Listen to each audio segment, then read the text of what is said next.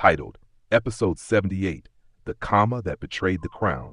Year 1890, location, Madras Presidency, narrator, Pigalamaya, with theatrical flair and cheeky omnipresence. A sentence is a sword, but a comma is a noose stitched from silk. Scene 1, the letter. I was sitting on the curved horn of an ivory paperweight when it happened. Lord Everwent, the recently reassigned viceroy to Her Majesty's Grand Colonial Dominion of Indivar, had dictated a letter. A very kind one. A letter intended to affirm loyalty and honor the native cavalry regiment stationed in Tricanir. He was even in a sentimental mood, having just watched a Kathakali performance with enough green makeup to remind him of spring back in Dorset. He said, "Please inform the Maharaja we recognize his cavalry, and their loyalty is without doubt exemplary." He meant it, but oh dear, as the quill paused, I, Pigalamaya, took a single breath and nudged the ink drop forward, and thus it was written, "Their loyalty is without doubt exemplary." Now, you may think, what's the fuss, Pigala? But I tell you, in colonial grammar, that's treason disguised in etiquette. Let me show you. Scene 2, Windsor Court Panic. Lady Hortensia, Secretary to the Queen Emperor, read the letter aloud. Slowly, suspiciously, she adjusted her lorgnette and gasped at the comma placement. Their loyalty is without doubt exemplary? Her interpretation.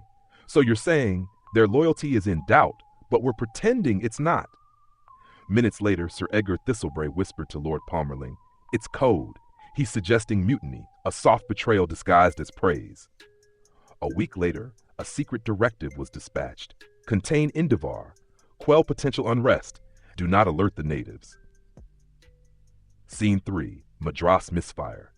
Meanwhile, back in the dusty files of the Indivar Council, Maharaja Suryendra Prakasam received the same letter, but his British-educated translator read it exactly as written, accent and all. Their loyalty, is without doubt exemplary. He took offense. So, we're not trustworthy? But we are tolerably excellent, he asked his ministers. They all nodded like peacocks in agreement. And the Maharaja declared, "The British mock us with fake flattery. We shall not ride in their Diamond Jubilee parade." Horses were withdrawn.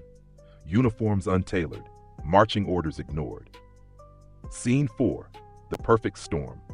Suddenly, two loyalists, one from the Empire, one from the province, both attempting to praise each other, ended up preparing for war. Telegram wires heated up. Troops stood confused in the barracks. The Queen's guards marched, as did the Maharajas, both rehearsing salutes that never got performed.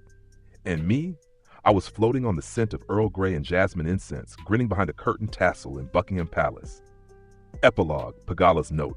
What changed history? A revolution? A sword? A speech? No. Just a comma. A small curling wink on a paper sent across oceans. That comma did not belong to Englishmen or Maharajas. It belonged to me. I placed it precisely, delicately, like a dagger in a velvet case. Why? Because peace had grown too polite, too floral, too grammatically boring. They needed tension to remember each other's worth. And sometimes, dear reader, only chaos makes friendship sincere. I am not error. I am interruption. I am the blush on the Queen's cheek and the drop of sweat on the Maharaja's brow. I am Pigalamaya, and I only appear when history becomes too neat to be true.